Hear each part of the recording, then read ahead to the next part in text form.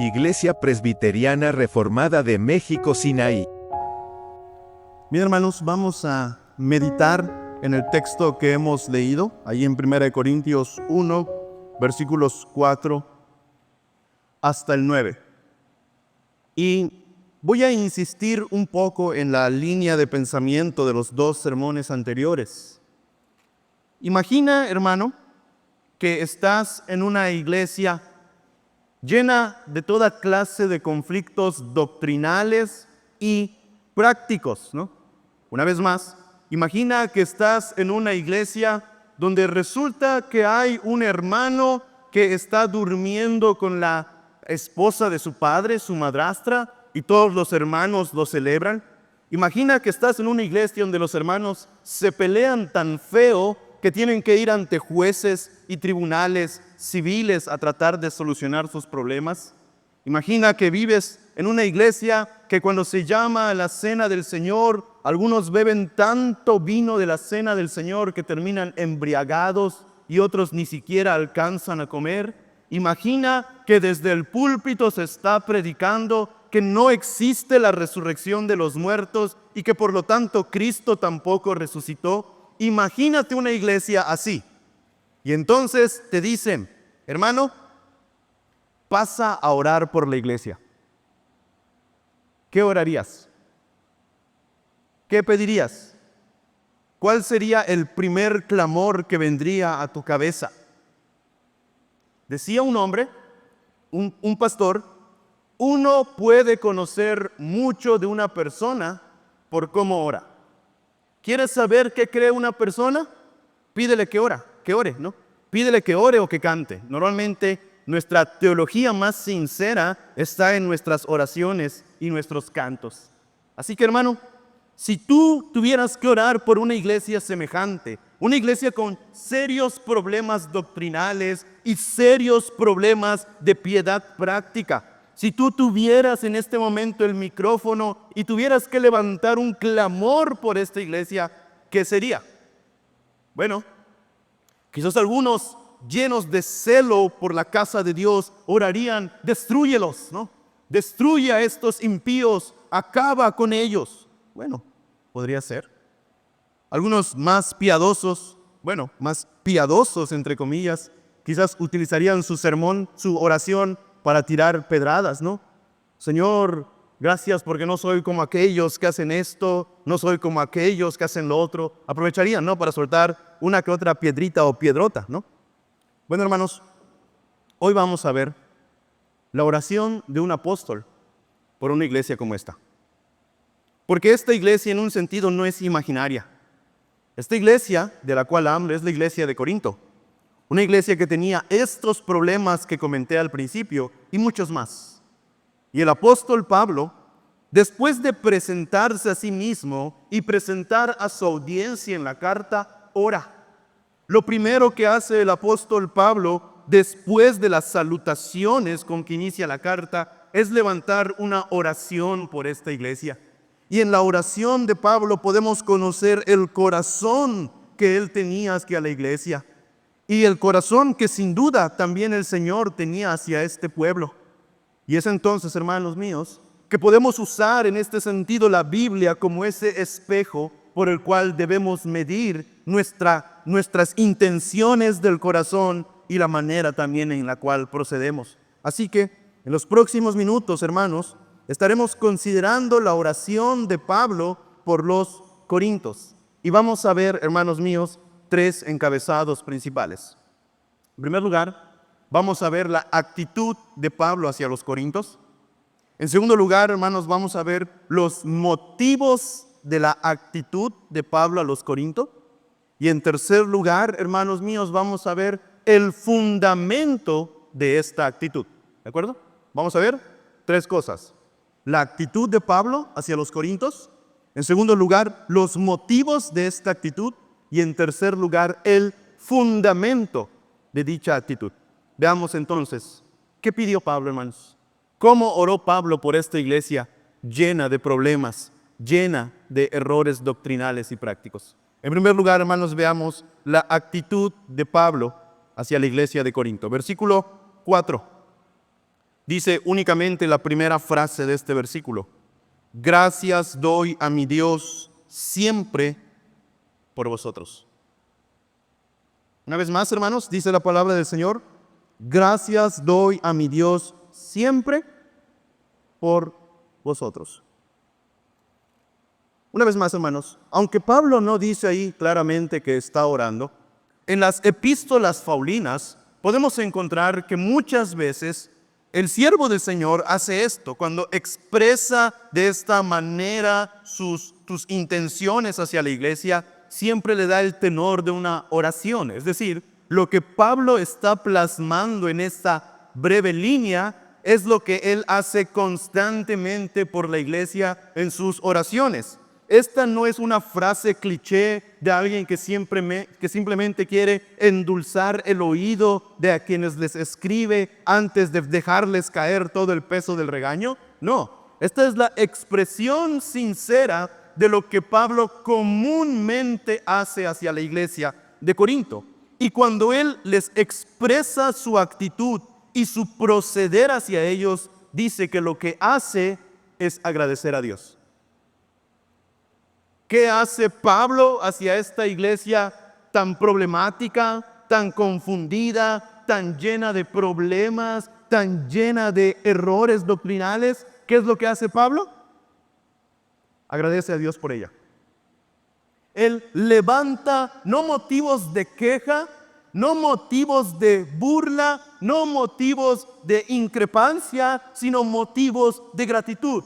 Cuando Pablo piensa en esta iglesia, debemos entender, hermanos, que él conoce, él sabe, él no niega la realidad de ella. Es una iglesia que necesita corrección, es una iglesia que necesita reprensión. Después de esto, toda la carta se tratará de Pablo corrigiendo y reprendiendo a la iglesia. Pero a pesar de que Pablo conoce esta iglesia y cuán necesitada es de dirección, de reprensión, de disciplina, cuando él piensa en la iglesia, levanta la mirada a Dios y ¿saben qué es lo que dice? Gracias.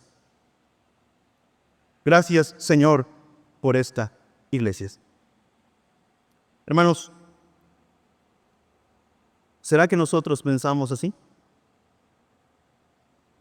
¿Será que nosotros estamos igual de dispuestos a agradecer a Dios por la iglesia en la que estamos?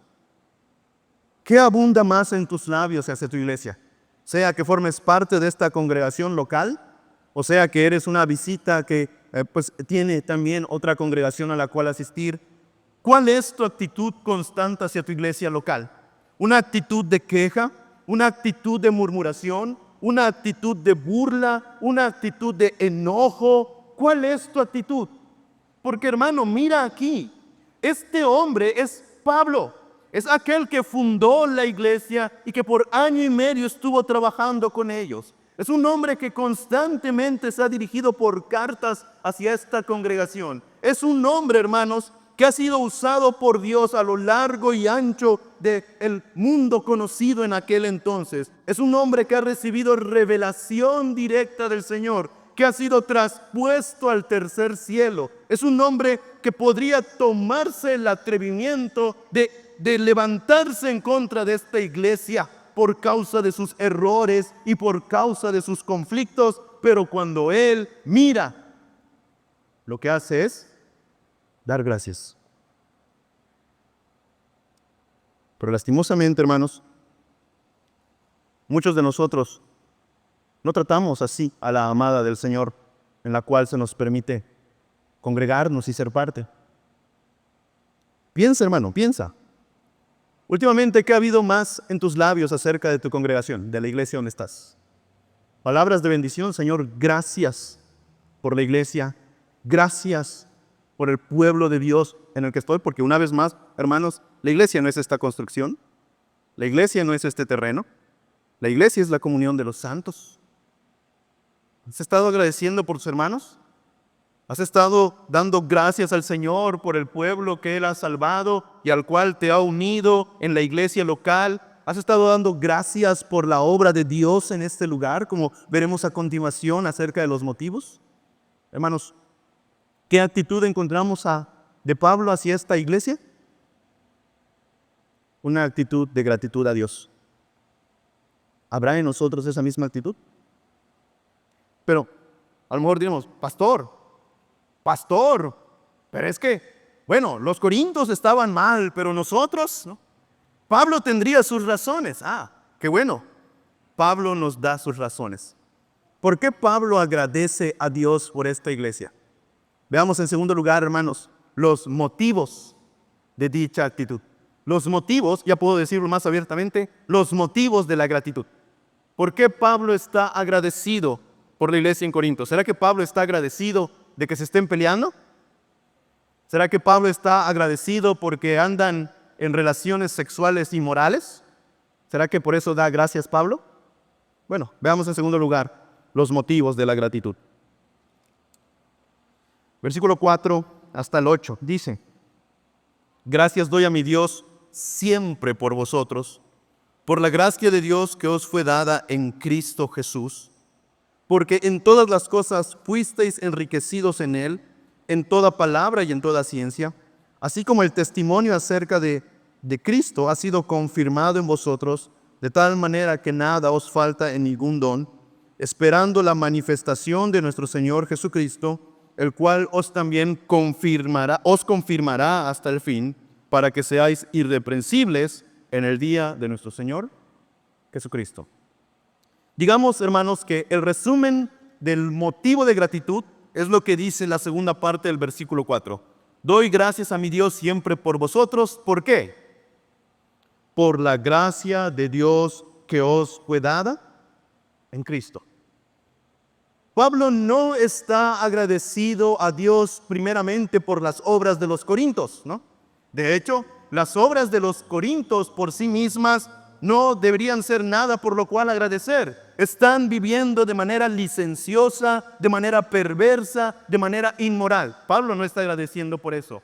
Pero ¿qué es lo que Pablo agradece de esta iglesia?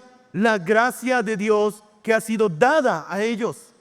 Gracia que ha sido dada en Cristo. Es decir, hermanos, que en medio de una nube de pecados, el apóstol Pablo alcanza a mirar la gracia de Dios en esa iglesia. Un pastor lo explicaba así: hermano, no sé a cuántos les ha pasado que un día ven su teléfono, ¿no? Esos amados smartphones, ¿no? Ves tu teléfono y ves que tiene un rayón, un rayoncito en la esquina de la pantalla. ¿Qué suele pasar en nuestros corazones con ese rayoncito? Se vuelve obsesivo, ¿verdad? Miras tu pantalla y ya no miras todo lo que está bien. ¿Qué es lo que miras? Lo que está mal, ¿no? Ese rayón. Siempre lo prendes y lo primero que ves es esa cuarteada en la pantalla, ¿no? Aunque toda la pantalla todavía está íntegra, nuestra atención se centra en esa cuarteada. O piensan así, hermanos. Imagina que hay una hoja blanca y esa hoja blanca tiene una mancha negra. Solo una mancha negra. ¿En qué se fijan nuestros ojos? ¿Verdad que en la mancha? ¿Dejas de mirar la hoja blanca y prestas la atención a la hoja, a la mancha negra en la hoja? Bueno, hermanos, digamos que algo así estaba pasando en Corinto, pero a la inversa. El apóstol Pablo ve un montón de manchas negras en la hoja, pero alcanza a mirar el punto blanco. En una iglesia llena de problemas por su inmoralidad, por su desobediencia, por su incredulidad, incluso en algunos aspectos, él alcanza a mirar la gracia de Dios en ellos.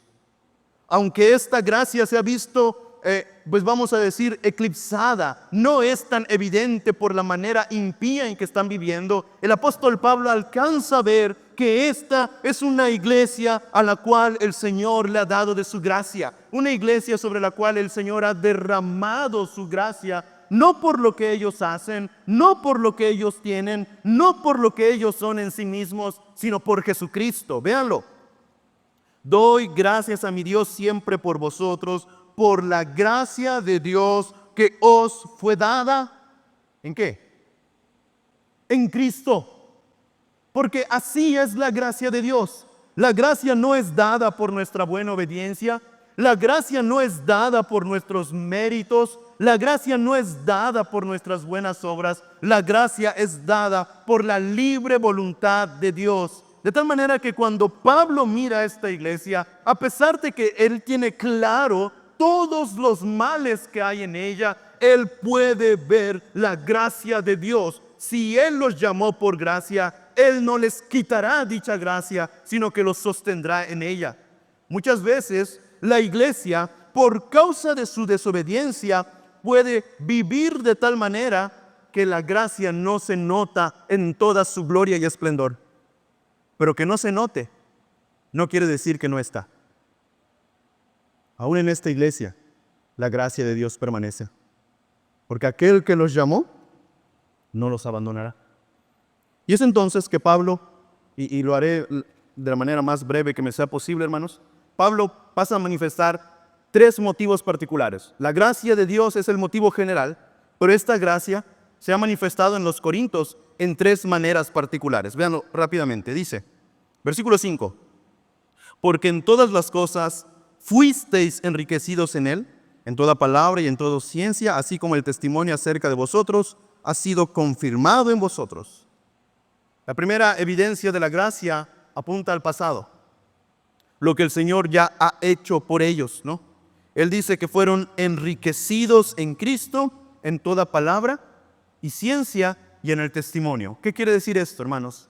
Que ellos han recibido la gracia de Dios en poder entender, en poder comprender y en poder recibir el Evangelio.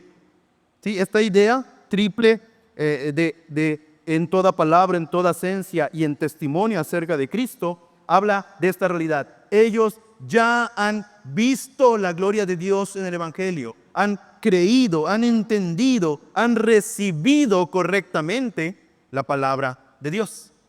Así que mira al pasado. ¿En qué se ha manifestado la gracia? En que esta iglesia fue fundada en el Evangelio, en personas que creyeron el Evangelio. Y esto no cambia. Pero continúa diciendo el versículo 6, así como en el testimonio acerca de Cristo, ha sido confirmado en vosotros de tal manera que nada os falta en ningún don. Ahora el apóstol Pablo mira al presente. Habiendo sido confirmados en el Evangelio, ustedes pueden ver al día de hoy que no les hace falta ningún don. Bueno, más adelante, hermanos, ahí cerca del capítulo 12, veremos que los hermanos en Corinto tenían problemas con respecto a los dones, ¿no? Se andaban peleando que cuál era el mejor, se andaban peleando que quién era el más elevado por los dones, ¿no?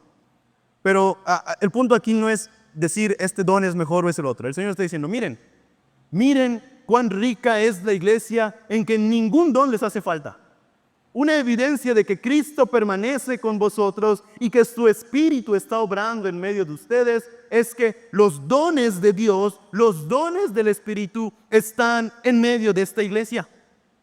De tal manera que no solamente miren al pasado, miren al presente. El Señor que los llamó está obrando todavía en medio de esta iglesia. Y en tercer lugar, después de mirar al pasado y mirar al presente, ¿a dónde creen que va a llamar a mirar el apóstol Pablo? Al futuro, ¿verdad? Versículo 8.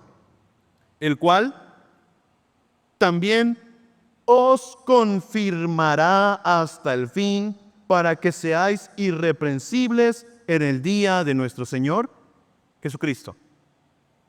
¿Se dan cuenta de lo que dice Pablo? El Señor que ha obrado en ustedes y que está obrando todavía en ustedes a pesar de sus malos caminos, ¿qué va a hacer? Continuará obrando en ustedes. ¿Hasta cuándo? ¿Qué dice el texto? ¿Hasta cuándo? Hasta el fin. ¿Para qué? ¿Qué hará? Hasta el fin, ¿para qué? Para que seáis, ¿qué cosas? Irreprensibles. Hermanos, ¿no les parece esto casi irónico? ¿Es la iglesia de Corinto una iglesia irreprensible? ¿Son los hermanos de Corinto irreprensibles?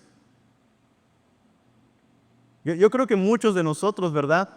Si no tuviéramos esta primera parte de la carta a los Corintios, diríamos, esos ni deberían estar en la Biblia, ¿no? ¿Cómo es posible? No, no son irreprensibles. Pero escuchen bien esto, hermanos. Serán irreprensibles. Su condición actual no es la de gente irreprensible. Pero Pablo asegura que estos Corintios llenos de errores doctrinales, llenos de prácticas impías, pero que han sido comprados por la sangre de Cristo, que han creído en el Evangelio y que son guardados por el poder de Dios, llegará el día en que serán irreprensibles. Pero no porque ellos lo habrán logrado, sino porque Dios lo hará en ellos, esperando la manifestación de nuestro Señor Jesucristo. Porque cuando Cristo nuestra vida sea manifestado, seremos transformados a su semejanza. Así que miren, hermanos, ¿por qué da gracias Pablo por la iglesia de Corinto? ¿Porque son muy buenos? ¿Porque son la élite religiosa de su tiempo? ¿Porque son la iglesia más piadosa que jamás ha visto el apóstol? No. Da gracia por ellos, porque puede ver la obra de Cristo en ellos. Puede ver el llamamiento, puede ver la obra de santificación y puede aún ver que en el día postrero esa obra de Cristo no fracasará, sino que será llevada a su cumplimiento. Presentarlos irreprensibles delante de Dios. Así que miren, hermanos, Pablo no agradece a los corintios, no. Pablo agradece a Dios por los corintios. Porque los motivos de gratitud de Pablo no se encuentran en los corintios. Los motivos de gratitud se encuentran en lo que Dios hace en ellos. La alabanza y la gratitud en este texto no se levanta hacia los hermanos de dicha iglesia, sino al Dios de ellos. Porque, hermanos, miren cuán grande muestra de fidelidad. Tú y yo abandonaríamos una iglesia como esta muy rápido, ¿verdad? Pero Dios, ¿qué hace? Permanece fiel.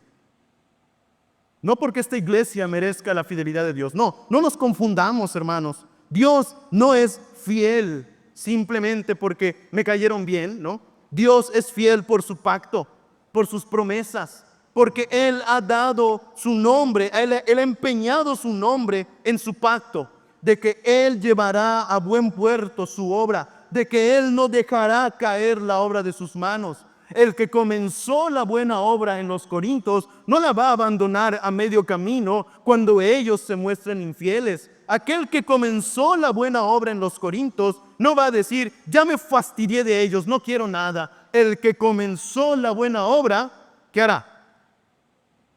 La perfeccionará hasta el día de Cristo. Por eso Pablo agradece, no por la obra de los Corintios, sino por la obra de Dios en ellos. Hermanos, ¿será que nosotros entonces tenemos motivos para agradecer por esta iglesia? ¿Será que nosotros, una vez más, hermanos, tenemos motivos para agradecer no al pastor, ni a los ancianos, ni a los miembros? ¿Será que tenemos motivos para agradecer a Dios por esta iglesia? ¿Ha llegado el evangelio a esta iglesia? ¿Está Dios obrando, repartiendo dones y capacidades en medio de su pueblo? Hermanos, nos llevará el Señor seguros al día de Jesucristo para ser presentados irreprensibles. ¿Hay motivos para agradecer por esta iglesia, hermanos? Pero veamos ahora en tercer lugar, hermanos, dicho esto, el fundamento de dicha gratitud, el fundamento de esta actitud. ¿Por qué Pablo confía en que todo esto ocurrirá? ¿Será que los corintios han demostrado que así será? Veamos en tercer lugar, hermanos, el fundamento de dicha actitud, el fundamento de la gratitud. Versículo 9. Fiel es Dios. ¿Fieles son los corintios? No. Fiel es Dios, por el cual fuisteis llamados a la comunión con su Hijo, Jesucristo nuestro Señor. Una vez más, ¿fieles son los corintios? ¿Fiel es Sinaí? No. Fiel es el Señor.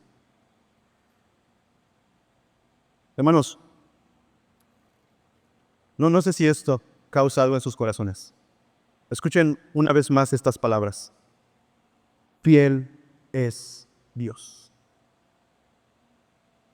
Hermanos, ¿por qué la iglesia de Corinto no ha recibido fuego como Sodoma y Gomorra que los destruya? ¿Por qué la iglesia en Corinto no ha recibido todo el peso de la calamidad, de la ira de Dios por los pecados que están cometiendo, solapando y celebrando? ¿Por qué la iglesia de Corinto no ha sido destruida? Porque fiel es Dios. Pero transpongámoslo, hermanos. ¿Por qué la iglesia Sinaí no ha sido destruida? Porque no somos como los corintos. ¿De verdad, hermanos? ¿De verdad no hay pleitos entre nosotros? Seamos sinceros. ¿De verdad no hay chismes? ¿De verdad no hay malas enseñanzas doctrinales? ¿De verdad, hermanos míos, ya somos esa iglesia perfecta? No, porque creo que empiezo a ver que algunos ya no tocan el suelo, ¿verdad? Ya han alcanzado tal grado de santidad que el suelo inmundo no toca la planta de sus pies. No, hermanos, seamos sinceros. Lejos estamos de ser una iglesia perfecta. Seamos sinceros, hermanos. ¿Es la iglesia Sinaí la mejor iglesia de Cancún?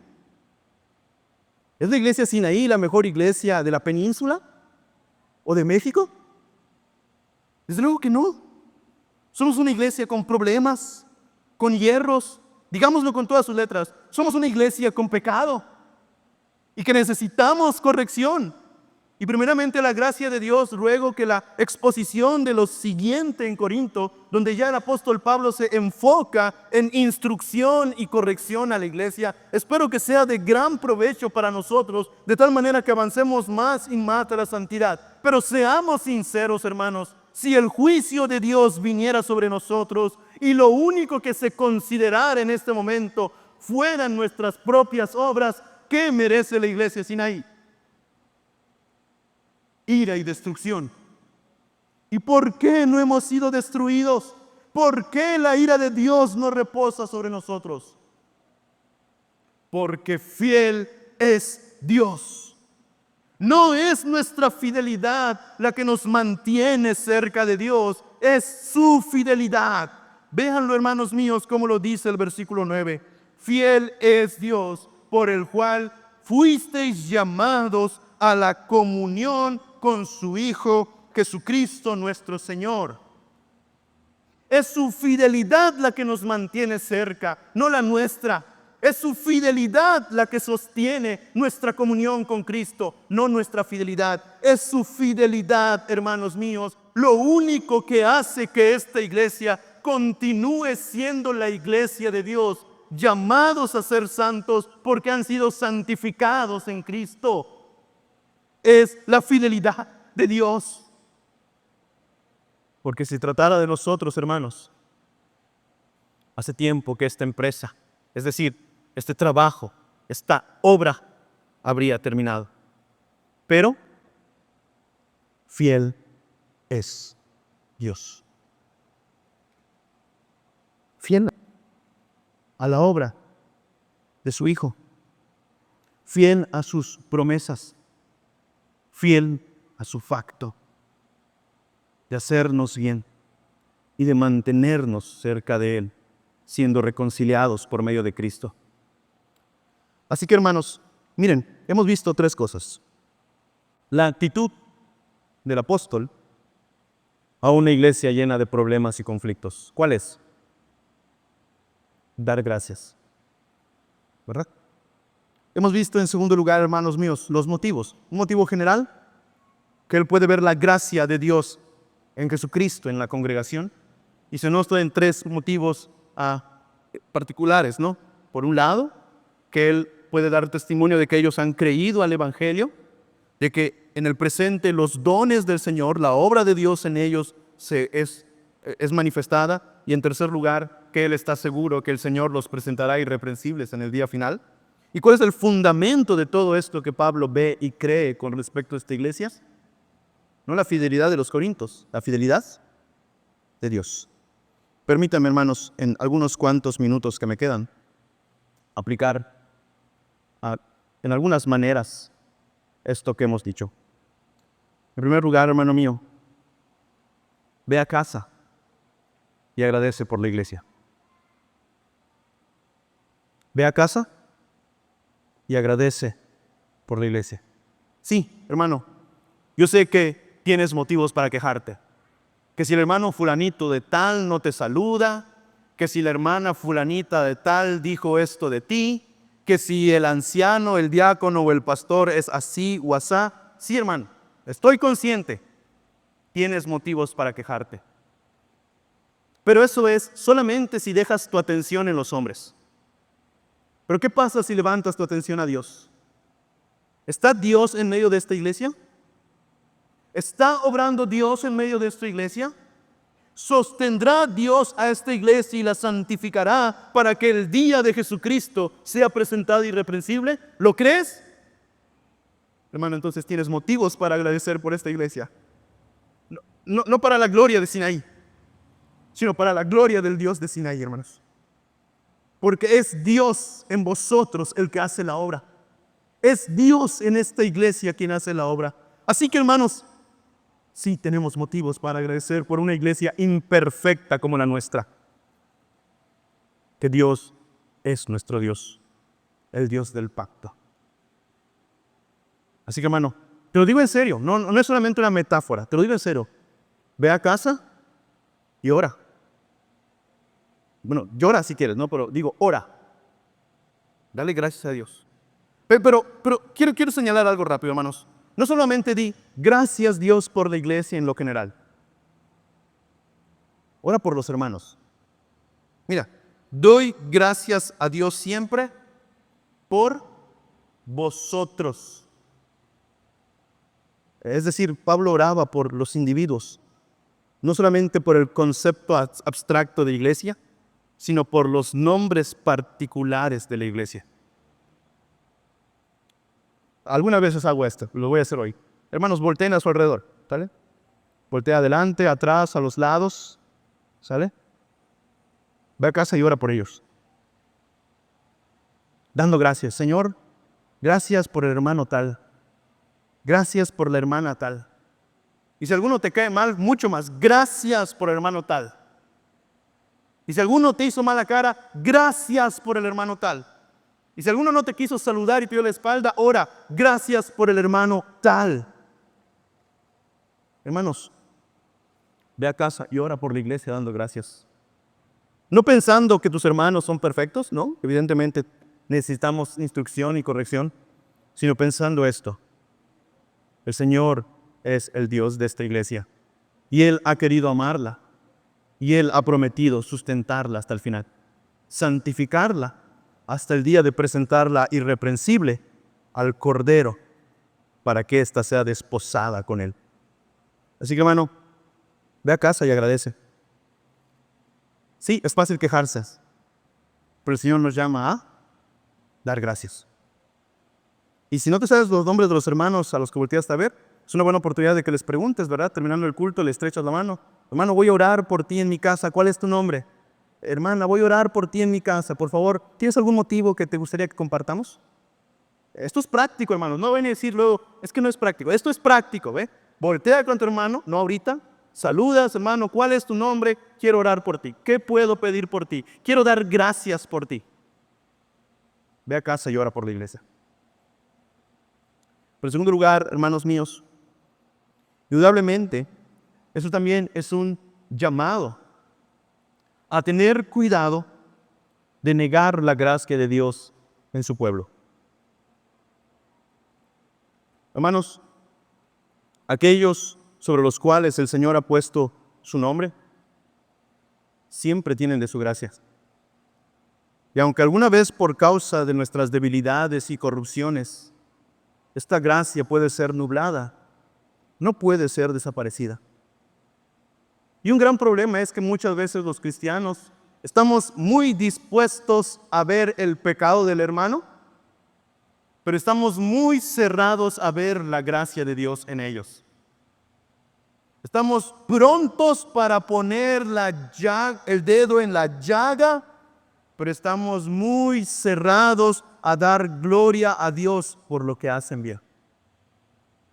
El ejemplo que siempre viene a mi cabeza, y que lo he contado más de una vez aquí, es lo que una vez presencié. Vivía en casa, cuando yo era seminarista, vivía en casa de unos hermanos, y la hermana se vivía quejando de que el hermano nunca hacía nada por la casa.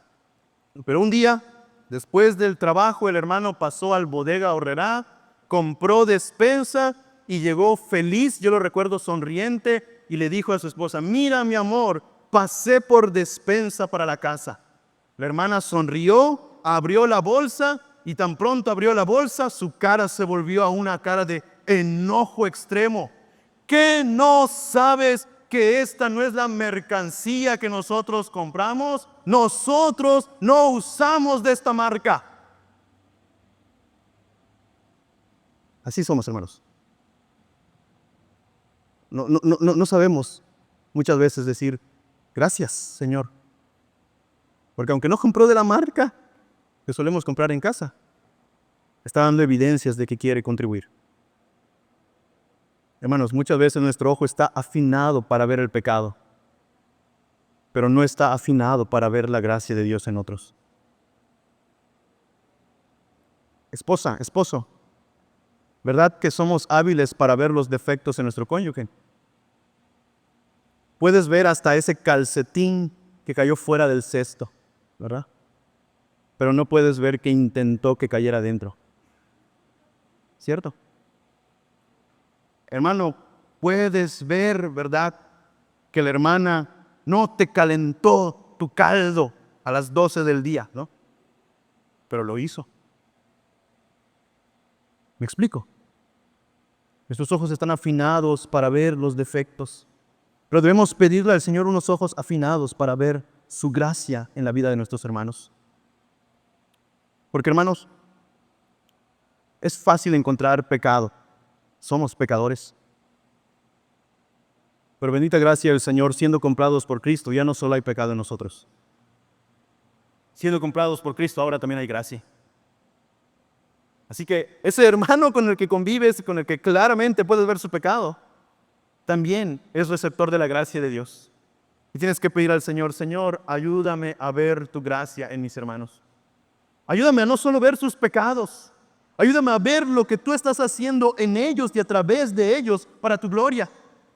Y celebrarlo, no porque el hermano sea digno de celebración, sino porque tú eres digno de gloria por lo que haces a través de hombres y mujeres pecadores y débiles.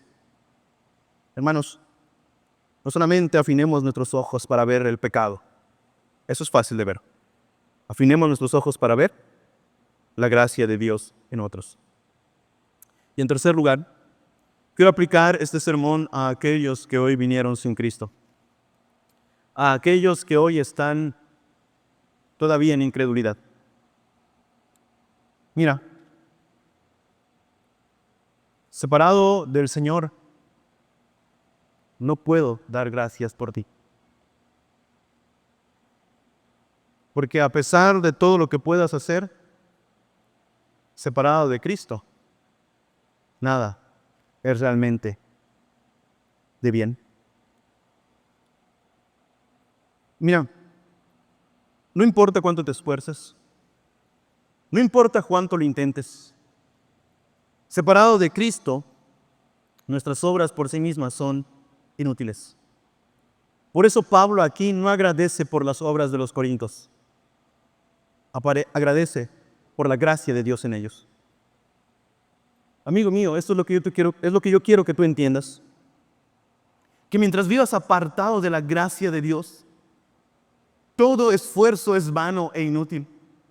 Mientras vivas apartado de la gracia de Dios, aún tus más excelentes obras son carentes de motivos para dar gracias, porque son semejantes a obras de inmundicia.